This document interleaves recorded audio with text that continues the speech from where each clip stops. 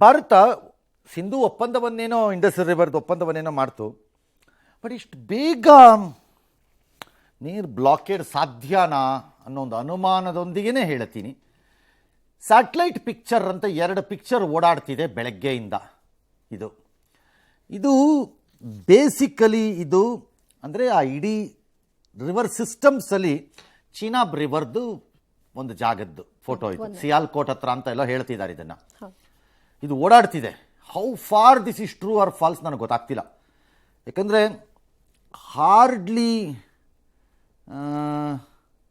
ಎಷ್ಟು ದಿನಕ್ಕೆ ಇದು ನೀರು ವ್ಯತ್ಯಾಸ ಆಗ್ತಾ ಇರೋದು? 23 ದಿನಕ್ಕೆ. 3 ದಿನಕ್ಕೆ ಅಷ್ಟು ಒಣಗತ್ತಾ ರಿವರ್ ಬೇಸು? ಗೊತ್ತಿಲ್ಲ, ಇರ್ಬೋದು. ಏನೋ ಭಾರತದಲ್ಲಂತೂ ಇದು ಓಡಾಡ್ತಿದೆ. ನೋಡಿದ್ರಾ ಪಾಕಿಸ್ತಾನದ ಪರಿಸ್ಥಿತಿ ಏನು? ಇದೇ ಆಗುತ್ತೆ, ಅಷ್ಟು ಮಾತ್ರ ನಿಜ. ನನಗೆ ಈ ಪಿಕ್ಚರ್ ಬಗ್ಗೆ ಅಷ್ಟೇ ಇರೋದು.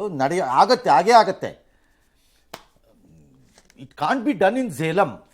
ಅಲ್ಲಾಗಲ್ಲ. ರಿವರ್ನ ನೀವು ಹಂಗಷ್ಟು ಸುಲಭವಾಗಿ ಬ್ಲಾಕ್ ಮಾಡೋಕ್ಕೆ ಬರಲ್ಲ. ಅದನ್ನು ಆಗಲ್ಲ. ಅದು ಇಟ್ ಟೇಕ್ಸ್ ಟೈಮ್. ಅದಕ್ಕೆ ಅದು ನಾಳೆ ಬೆಳಗ್ಗೆ ಮಾಡಿಬಿಡೋಕ್ಕೆ ಅದು ನಮ್ಮ ಮನೆ ನಲ್ಲಿ ಅಲ್ಲ. ಹಿಂಗೆ ನಲ್ಲಿ ಬೇಕಾದಂಗೆ ತಿರುಗಿಸ್ಬಿಡೋಣ ಬಕೆಟ್ಗೆ ಏನಕ್ಕೆ. ಹಂಗಾಗಲ್ಲ ಅದು. ಏನೋ ಅದರ ಎಫೆಕ್ಟ್ಸ್ ಕಾಣಿಸೋಕ್ಕೆ ಸ್ಟಾರ್ಟ್ ಆಗ್ತಿದೆ ಅಂತ ಕಾಣುತ್ತೆ, ಈ 2 ಪಿಕ್ಚರ್ಗಳು ಸರಿ ಇದ್ದರೆ. No idea. ಈ ಮಧ್ಯೆ ಪಾಕಿಸ್ತಾನದ ಒಬ್ಬ ಘನತೆವೆತ್ತ ಪ್ರಭೂತಿ ನಾಲ್ಗೆ ದಪ್ಪ ಆಗಿಬಿಟ್ರೆ ಏನು ಮಾಡೋದು? ಇಲ್ಲೆಲ್ಲೋ ಏನೇನೋ ಬಂದ್ಬಿಡುತ್ತೆ ಅದರ ಬಾಯಲ್ಲಿ. ಇವನಿಗೂ ಅದೇ ಪ್ರಾಬ್ಲಮ್. ಇವನು ಹೇಳ್ತಾನೆ ಎಂಥ ಕೋತಿ ಇರಬೇಕು ಇವನು, ಈ ಮಂತ್ರಿ. ಇವನು ವಿಶ್ವಸಂಸ್ಥೆಯಲ್ಲಿ ಇದನ್ನು ಖಂಡನೆ ಮಾಡಿ ಸ್ಟೇಟ್ಮೆಂಟ್ ಬಂದಾಗ ಅದರಲ್ಲಿ TRF ಹೆಸರಿತ್ತಂತೆ. ಇವನು ಗಲಾಟೆ ಮಾಡಿ ಹಠ ಹಿಡಿದು ಪಾಪು ಥರ ಚಂಡಿ ಮಾಡಿ ತೆಗೆಸದಂತೆ ಅದನ್ನು. ಯಾಕೆ? ನಿನ್ನ ಅಳಿಯ ಅದ್ರಲ್ಲಿ ಕಮಾಂಡ್ರ, ನಿನ್ನ ಮಗ ಏನಾರು ಅದ್ರಲ್ಲಿ ಮಿಲಿಟೆಂಟಾ? ಯಾಕಪ್ಪ ನಿನಗೂ TRFಗೂ ಸಂಬಂಧ ಇಲ್ಲ ಅಂತ ಮೊದಲನೇ ದಿನ ಬಡ್ಕೊಂಡಿಯಲ್ಲಯ್ಯ. ಈಗ ಯಾವ ಸಂಬಂಧ ಉಟ್ಕೊಂಡು? ಏನಪ್ಪ ಏನೇ ಹೇಳ್ತೀನಲ್ಲ, ನಾಲಿಗೆ ದಪ್ಪ ಮತ್ತು ಬ್ರೈನು ನಾಲಿಗೆಗೆ ಸಂಬಂಧ ಇಲ್ಲದೆ ಇರೋ, ಬ್ರೈನೇ ಇಲ್ಲದೆ ಇರೋ ರಾಜಕಾರಣಿಗಳು ಎಲ್ಲ ದೇಶದಲ್ಲೂ ಇದ್ದಾರಪ್ಪ, ನಮ್ಮ ದೇಶನೂ ಸೇರಿ. ಕೊರತೆ ಏನೆಲ್ಲ ನೀವೆಲ್ಲ ಒಂದೇ ಬ್ರೀಡು. ಎಲ್ಲಿಂದ ಹುಟ್ಟಿದ್ರು ಎಲ್ಲ ಕರೆಕ್ಟಾಗಿ ಒಂದೇ ರಕ್ತ ಒಂದೇ ಜೀನ್ಸ್ ಇದ್ದಂಗೆ ಇದೀರಪ್ಪ ನೀವುಗಳು.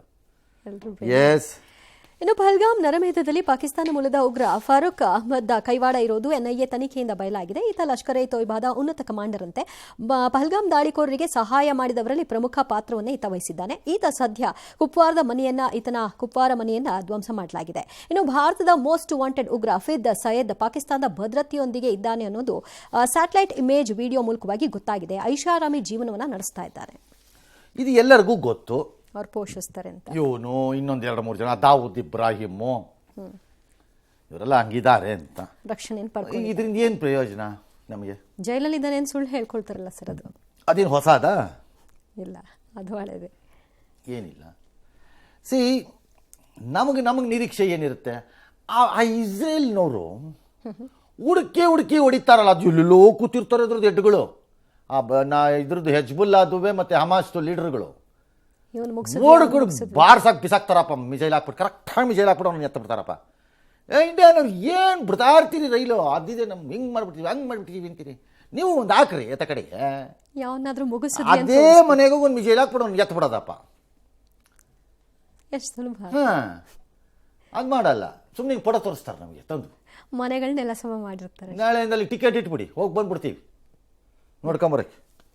ಯಾವಾಗ್ರೆ ಇಂಥ ಪಿಕ್ಚರ್ ನೋಡಿ ನನಗೂ ಸಾಕಾಗಿದೆ. ಇನ್ನು NIA ಅಧಿಕಾರಿಗಳು ತಮ್ಮ ತನಿಖೆಯನ್ನು ಚುರುಕುಗೊಳಿಸಿದ್ದಾರೆ. ಘಟನಾ ಸ್ಥಳದಲ್ಲಿ 3D ಮ್ಯಾಪಿಂಗ್ ಅನ್ನು ನಡೆಸಿದ್ದಾರೆ. ಮೃತಪಟ್ಟ ಕುಟುಂಬಗಳನ್ನು ಭೇಟಿ ಮಾಡಿದ್ದಾರೆ. ಗಾಯಾಳುಗಳು ಹಾಗೂ ಪಹಲ್ಗಾಮ್ಗೆ ಹೋಗಿದ್ದವರ ವಿಚಾರಣೆ ನಡೆಸಿದ್ದಾರೆ. ಫೋಟೋ ವಿಡಿಯೋವನ್ನು ಪರಿಶೀಲನೆ ಕೂಡ ಮಾಡಿದ್ದಾರೆ. ಇನ್ನು ಶಂಕಿತ ಉಗ್ರರ ಪೈಕಿ ಓರ್ವ ಹತ್ಯಾಕಾಂಡದ 1 ದಿನ ಮೊದಲು ತಮ್ಮನ್ನ ಮಾತನಾಡಿಸಿದ್ದ ಅಂತ ಮಹಾರಾಷ್ಟ್ರದ ಜಲ್ನಾನಗರದ ಆದರ್ಶ್ ಅನ್ನೋರು ಹೇಳ್ಕೊಂಡಿದ್ದಾರೆ. ನೀನು ಹಿಂದೂನಾ, ನೀನು ಕಾಶ್ಮೀರದವನ ಕಾಣಿಸ್ತಿಲ್ವಲ್ಲ ಅಂತೆಲ್ಲ ಮಾತಾಡಿದಂತೆ. ಈ ಮಧ್ಯೆ ನನ್ನ ಮಗ ಯಾವ ತಪ್ಪು ಮಾಡಿಲ್ಲ, ಬಿರುಗಾಳಿ ಬೀಸಿದ್ರೂ ಕೂಡ ನಾವು ಅಲ್ಲಾಹು ಅಕ್ಬರ್ ಅಂತೀವಿ ಅಂತ ಜಿಪ್ಲೈನ್ ಆಪರೇಟರ್ ತಾಯಿ ಮತ್ತು ಅವರ ತಂದೆ ಹೇಳ್ಕೊಂಡಿದ್ದಾರೆ. ಏನು ಗೊತ್ತಿಲ್ಲಪ್ಪ, ಆ ಜಿಪ್ಲೈನ್ ಆಪರೇಟರ್ ಸ್ವಲ್ಪ ಕನ್ಫ್ಯೂಸ್ ಆಗ್ತಾ ಇದೆ. ಯಾಕೋ ಕ್ಲಾರಿಟಿ ಸಿಗೋವರೆಗೂ ಆ ಡೌಟ್ ಇದ್ದೇ ಇರುತ್ತೆ. ಸಿಗಬೇಕದು. ಅಲ್ಲಿವರೆಗೂ ಅವ್ನು ರಿಮೈನ್ಸ್ ಇನ್ನೋಸೆಂಟ್ ಅಷ್ಟೇ ಹೊರತು ಅವನೇನು ಬಿಟ್ಟಿಲ್ಲ ಅಂತ ಕಾಣುತ್ತೆ. ಇಲ್ಲ ಬಿಟ್ಟಿಲ್ಲ, NIA ಮತ್ತೆ ಇದು ಒಂದು ಇದೆ ನಮ್ಮಲ್ಲೂ ಕೆಲಸ. ಈಗ ಯಾವ್ದಾರು ಆಕ್ಸಿಡೆಂಟ್ ಆದಾಗ ಎದುರುಗಡೆ ಅಯ್ಯೋ ರಾಮ್ ರಾಮ್ ರಾಮ್ ರಾಮ ಏನಪ್ಪ ಹೋಯ್ತಲ್ಲ ಅಂತಾರೆ. ಅಯ್ಯೋ ಭಗವಂತ, ಗೊತ್ತಿಲ್ಲ ಅವ್ನ ರೋಲ್ ಏನು ಅನ್ನೋದು ಕ್ಲಾರಿಟಿ ಬರಬೇಕದು. ನಿಜ. ಬರುತ್ತೆ ಅನ್ಸತ್ತೆ. ಉಳಿದವ್ರಿಗೆಲ್ಲ ಆಗಿರ್ಲಿಲ್ವಲ್ಲ, ಹಾಗಾಗಿ ಮೋದಿ ವಿರುದ್ಧ ನಿನ್ನೆ ಗಾಯಬ್ ಅಂತ ಜನ ಹಾಕೊಂಡಿದ್ರಲ್ಲಪ್ಪ ಕಾಂಗ್ರೆಸ್ನವರು. ಆಮೇಲೆ ರಾತ್ರಿ ಅದನ್ನು ಕಿದಾಕ್ಬಿಟ್ರಲ್ಲ. ಈಗ ಖರ್ಗೆ ವೇಣುಗೋಪಾಲ್ ಹೇಳಿದ್ದಾರೆ ಪ್ರಕಟಣೆಯಲ್ಲಿ, ಯಾರಾದರೂ ಇನ್ಮೇಲೆ ಅನಗತ್ಯವಾಗಿ ಹೇಳಿಕೆ ಕೊಟ್ಟರೆ ಕ್ರಮ ತಗೊಂಡ್ಬಿಡ್ತೀವಿ ಅಂತ. ಹೌದಾ? ಅಲ್ಲ, ಈ ಲೆಟರ್ ಬಂದ್ಮೇಲೆ ಇವ್ರು ಮಾತಾಡ್ತಾ ಇದ್ದಾರಾ ಸಂತೋಷ್ ಲಾಡು ಮೊದಲೇನಾ?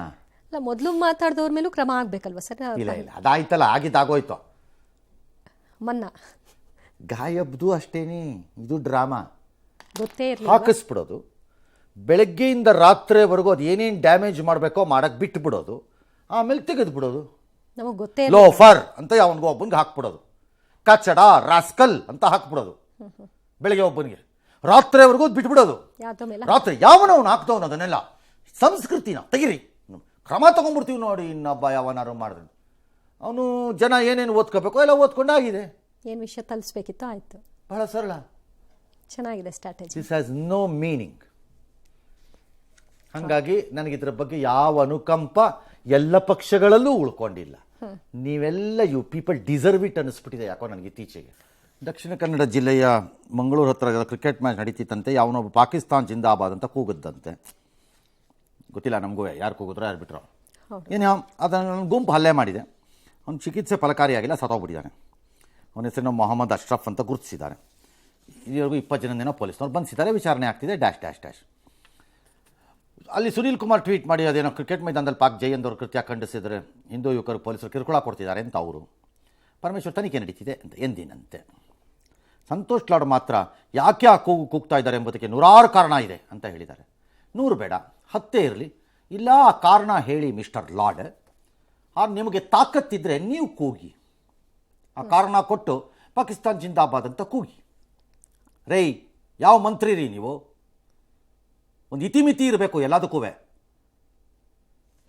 ಕಪ್ಪು ಬಟ್ಟೆ ತೋರಿಸಿದವ್ರ ಮೇಲೆ ಕೈ ಎತ್ತಕ್ಕೆ ಹೋಗಿದ್ದಂಥ ಚೀಫ್ ಮಿನಿಸ್ಟ್ರು ಪಾಕಿಸ್ತಾನ್ ಜಿಂದಾಬಾದ್ ಕೂಗಿದ್ರೆ ನಾನು ಹೇಳ್ತಿರೋದು. ಅಥವಾ 100 ಕಾರಣ ಇದೆಯಂತೆ. ಏನ್ರಿ ತಾಕತ್ತಿತ್ರ ಕೂಗ್ರಿ ನೋಡ್ತೀನಿ. ನೀವು ಕೂಗ್ರಿ. ನನ್ನ ಹತ್ರ ಒಂದು 16 ಕಾರಣ ಇದೆ, ನಾನು ಪಾಕಿಸ್ತಾನ್ ಜಿಂದಾಬಾದ್ ಅಂತ ಕರಿತೀನಿ, ಕೂಗಪ್ಪ. ದೇಶದಲ್ಲಿ ಅವ್ರ ಮೇಲೆ ಆಗ್ತಾರೋ ಅತ್ಯಾಚಾರ ಕೇಸ್ ಹಾಕ್ರಿ ಅವ್ರ ಮೇಲುವೆ. ವಿಪರೀತ ಆಗೋಯ್ತು, ಟೂ ಮಚ್ ಇದು. ಎಸ್, ಮೈಸೂರು ಮೂಲದ ಅವ್ರು ಯಾರೋ SDP ಅವ್ರು ಯಾವ ಇನ್ವಾಲ್ವ್ ಆಗಿದೆ ಅಂತ ನಿಮ್ಮ ಒಬ್ಬರಿಗೆ ಕಾಣಿಸಿದ್ದು. ನಿಮ್ಮ ಹತ್ರ ಸಾಕ್ಷಿ ಇದ್ರು ತಗೊಂಡೋಗಿ ಪೊಲೀಸ್ನವ್ರು ಕೊಡಿ. ಬೇರೆದಕ್ಕೆಲ್ಲ ಸಾಕ್ಷ್ಯ ಎಲ್ಲಿದೆ? ಅಮಾಯಕರು ಇದಿಲ್ಲ, ಅಮಾಯಕರು. ಏನು ಕಾಂಗ್ರೆಸ್ ಗೌರ್ನಮೆಂಟ್ ಬಂದರೆ ಒಂದು ರೋಗ ಪ್ರಾರಂಭ ಆಗುತ್ತಾ ಕೆಲವ್ರಿಗೆ ಅಂತ ನಂಗೆ ಅರ್ಥ ಆಗಲ್ಲಪ್ಪ. This is too much. This is not balanced law and order and thought process ಅಲ್ಲ ಸಮಾಜದಲ್ಲಿ ಇದು. ಎಸ್, ಮೈಸೂರು ಮೂಲದ ಉದ್ಯಮಿ ಹರ್ಷವರ್ಧನ್ ಕಿಕ್ಕೇರಿ ಅಮೆರಿಕದಲ್ಲಿ ಪತ್ನಿ ಮತ್ತು ಮಗನನ್ನ ಕೊಂದು ಆತ್ಮಹತ್ಯೆಗೆ ಶರಣಾಗಿದ್ದಾರೆ. 7 ವರ್ಷದ ಕಿರಿಯ ಮಗ ಮನೆಯ ಹೊರಗೆ ಆಟ ಆಡ್ತಿದ್ರಿಂದ ಆತ ಬದುಕೊಂಡಿದ್ದಾನೆ. ಆತ್ಮಹತ್ಯೆಗೆ ಕಾರಣ ಏನು ಅನ್ನೋದು ಗೊತ್ತಾಗಿಲ್ಲ. KR-ಪೇಟೆಯ ಕಿಕ್ಕೇರಿ ಅವರಾಗಿದ್ದಾರೆ ಇವರು. ಗಿರಿಜಾ ಅನ್ನೋ ಅವರ ತಾಯಿ ಹಾಗೂ ಸಹೋದರ ಚೇತನ್ ಅವರು ಮೈಸೂರಿನ ವಿಜಯನಗರದಲ್ಲಿ ವಾಸವಾಗಿದ್ದಾರೆ. ಅಕ್ಷಯ ತೃತೀಯ ದಿನವಾದ ಇಂದು ಅಯೋಧ್ಯೆಯಲ್ಲಿ ಹನುಮಾನಗಡಿ ದೇಗುಲದ 70 ವರ್ಷದ ಪುರೋಹಿತ ಮಹಂತ ಪ್ರೇಮದಾಸ್ ಗಡ್ಡಿ ನಿಶಾನ್ ಅವ್ರ ಗಡ್ಡಿ ಪ್ರಭದಾಸ್ ಅವರು ಹಲವಾರು ಬಿರುದುಗಳು ನಿಶಾನ್ಗಳು ಇದನ್ನೆಲ್ಲ ಹಿಡ್ಕೊಂಡು ಮೆರವಣಿಗೆಯಲ್ಲಿ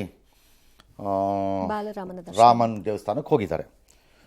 ಅವರು ಎಂದಿಗೂ ಈ ದೇವಸ್ಥಾನದ ಆವರಣವನ್ನು 70 ವರ್ಷದಲ್ಲಿ ಅವ್ರು ಬಿಟ್ಟು ಹೊರಗೆ ಬಂದಿರಲಿಲ್ವಂತೆ. ಅಂದರೆ ಅವರು ಅರ್ಚಕರಾದಾಗ ಅವ್ರು ಹೊರಗೆ ಬಂದಿರಲಿಲ್ವಂತೆ ಆವರಣದಲ್ಲಿ.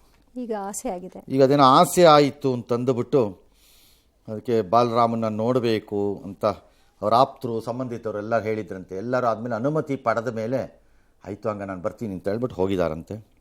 ಇವತ್ತು ಹೋಗಿ ದರ್ಶನ ಪಡೆದಿದ್ದಾರೆ. ಅದೊಂದು ದೊಡ್ಡ ಐತಿಹಾಸಿಕ ಘಟನೆ ಅಲ್ಲಿಗೆ.